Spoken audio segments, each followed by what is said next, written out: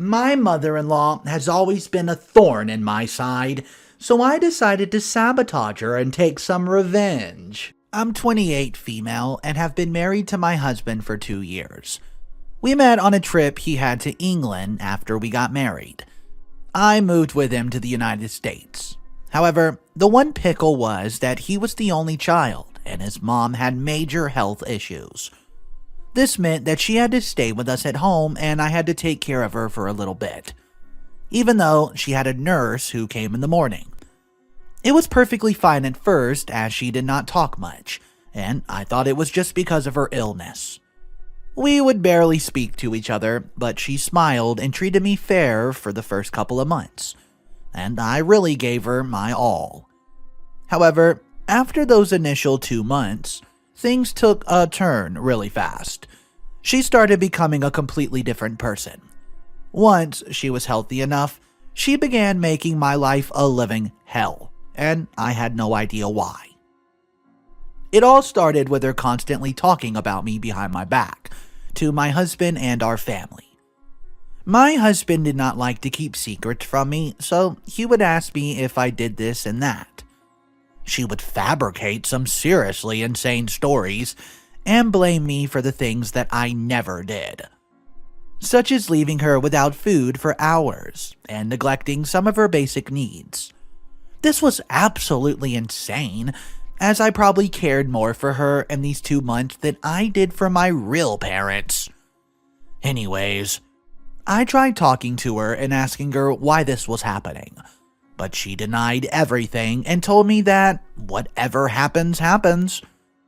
I never understood what that meant, but she was very non-confrontational and always hid behind my husband. Anytime I would try to talk to her about anything, she would call my husband and use him as an excuse. Another time, she claimed that I left the stove on and that I almost burnt the house down, even though that morning I didn't even step foot inside the kitchen. I ordered breakfast from outside. When I tried to explain that, she insisted that I must have entered and forgotten and that my irresponsibility would get her and my husband killed.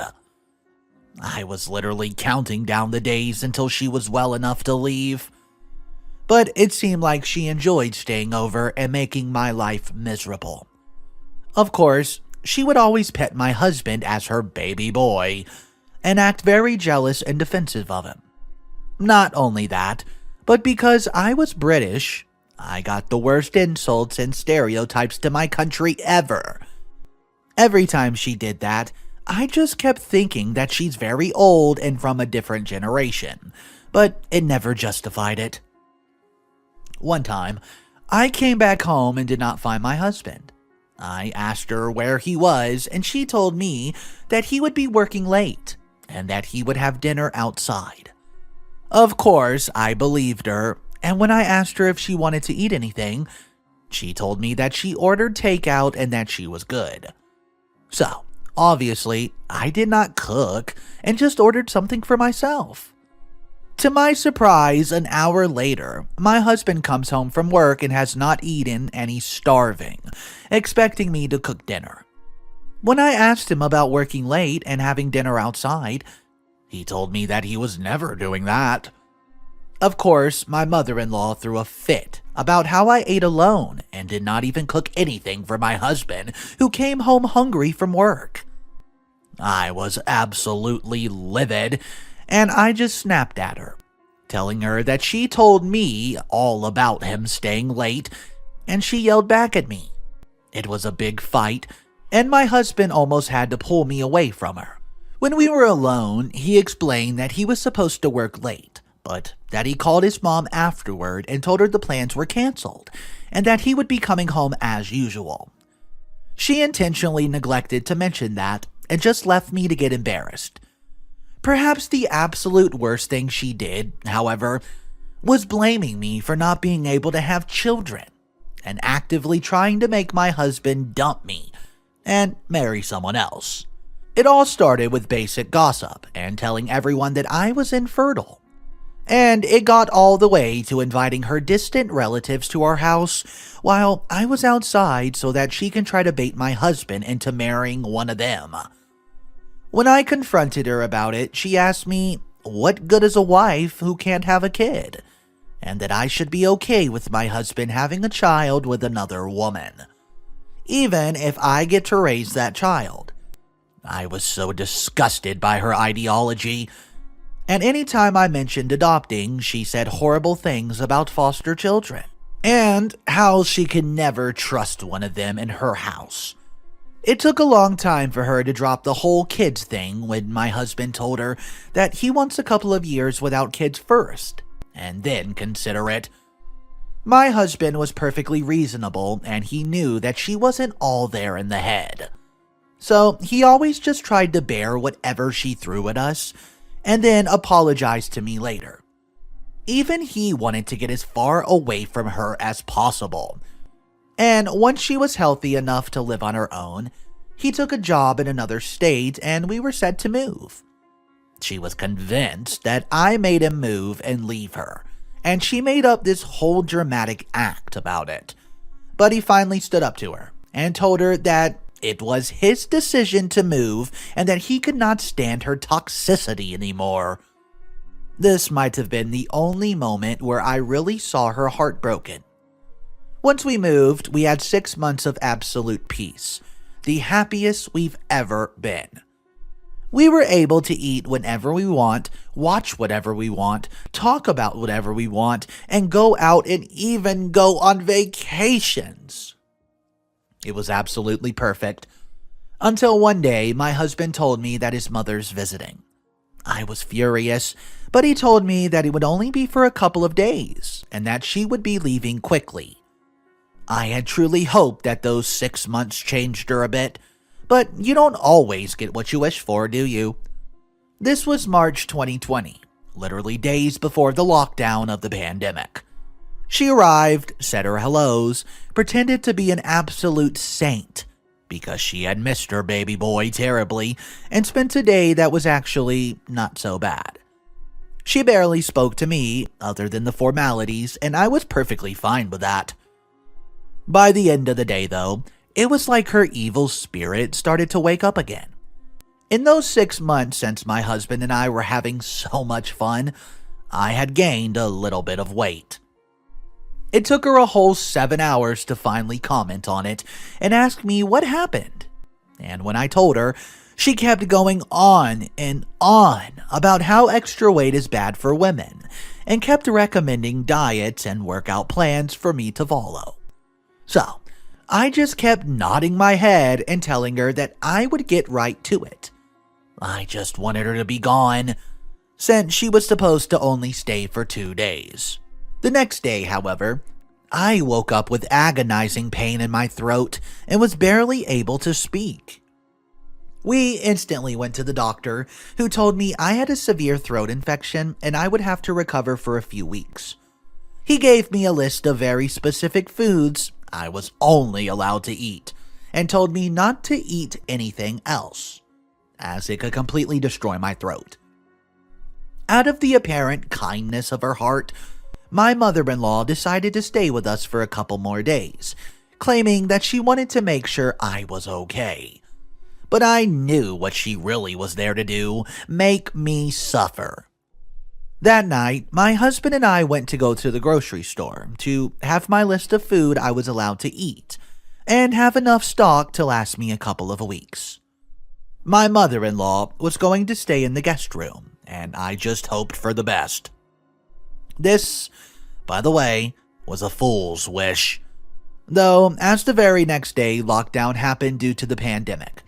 Because of lockdown, my mother-in-law could not leave, and pretty much nobody was going out of their house. We were literally stuck together inside, and it was my worst nightmare. Nobody knew when this would end, so we had to stay like this for the foreseeable future. To her, everything was fine as she was used to living with us, but I finally gotten my freedom, and I did not want her anywhere near me again. This time, by the way, it would be even harder, as we did not have the luxury of going to work or getting out of the house. I knew she would come up with her weird schemes and shenanigans, But this time I was at home with her, so she could not claim things behind my back. The first couple of days were relatively normal, as we were just getting used to the new routine and everyone was too busy freaking out about what the heck's going on outside. Once the dust settled and everyone had their plans in action and knew what they were going to do at home, we had enough free time that would bring out the worst out of all of us. She quickly went back to her old ways of literally criticizing every little thing. But now was even worse, as she had this obsessive-compulsive disorder about the whole pandemic. She would not take off her mask whenever she was close to me at home, and would always be spraying stuff, and just generally always giving me a stink eye. As if I started the freaking virus. She could not come up with stories about things I did or did not do, as my husband was always at home. So she focused her attacks elsewhere. Because I was still struggling with my throat infection and had my own food for 2 weeks. One day, I woke up to find literally none of it. I looked everywhere, and when I finally asked her, she told me that she threw it all away. I went absolutely mental and asked her why in God's name she would do that. And she told me that it was contaminated and we could not eat it. It was a nonsense excuse, of course, and just a reason for her to torture me even more. Which she did for an entire week. I had literally no foods to eat as anything we had severely hurt my throat. We could not go to the supermarket as everything was closed. They have their own food, but I had to go on a water fast for pretty much an entire week.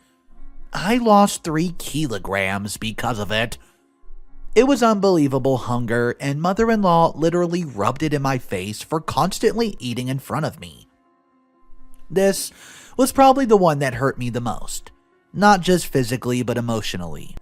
I could not believe how someone would lavish in someone else's pain like this.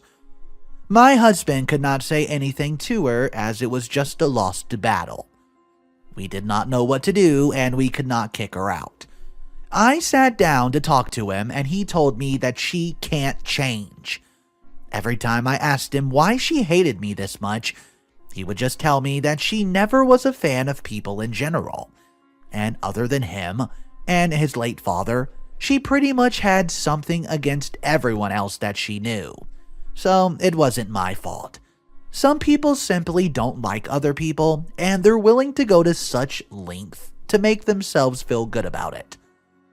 After my week of suffering was finished, and I started feeling better, I knew I had to get my revenge, and I could not just let her go like this. I was beyond peace at this point, and I just wanted her out of my house in any way possible. We had finally figured out the food situation and managed to make a trip to the supermarket, so I was set when it came to food. She, on the other hand, was constantly eating and finishing up all our supply. So I decided to do something about it. I read up about chemicals and swelling and their effects. I wanted to hit her where it hurt the most, her food. I needed her to feel the same way I felt. The next day, I offered to make breakfast for us all. I knew she would complain or criticize, so I just went ahead and did it anyways. My food and my husband's food were fine, but I put in a little extra kick for her that would really make her day. As soon as we started eating, she commented about how the food tasted weird, but I was just waiting for what I wanted to see. After eating by about 10 minutes, she started throbbing in pain from her mouth and tongue. Her tongue was extremely swollen and blue. The substance I put in her food worked. I was literally struggling so hard not to smile as I saw her in this much pain and unable to do a thing.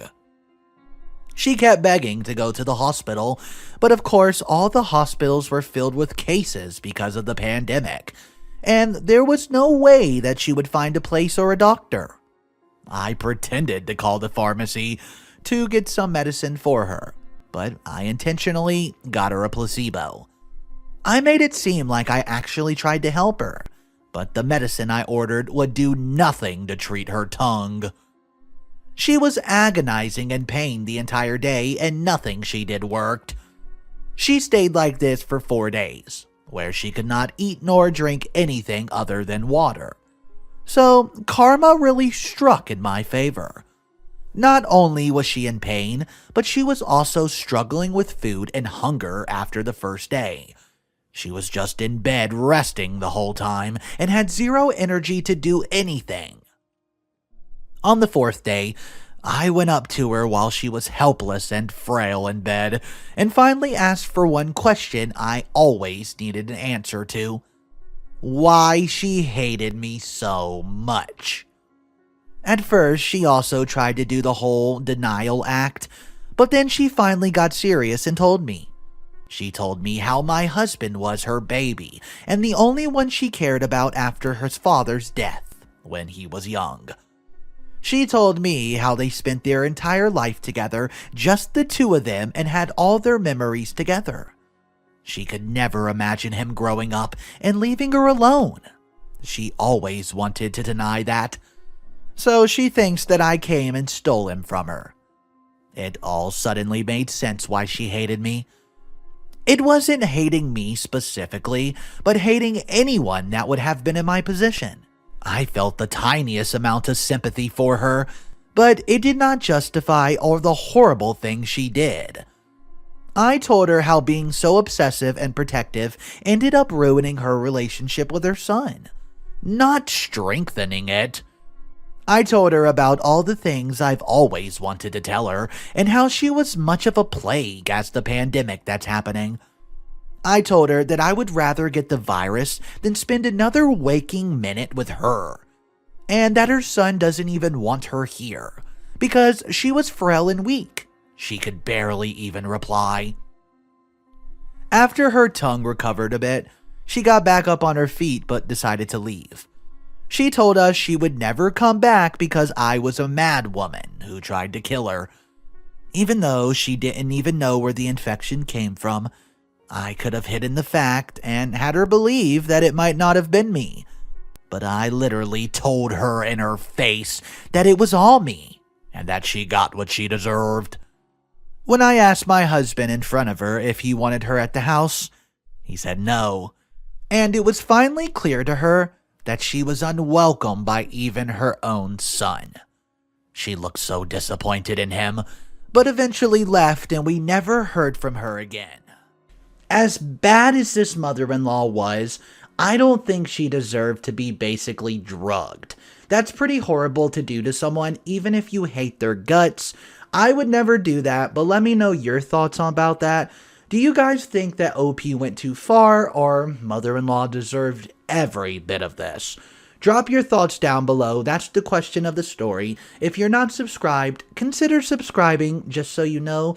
It supports the channel immensely. Thank you guys so much for tuning in. Have a wonderful day, and I'll catch you in the next one.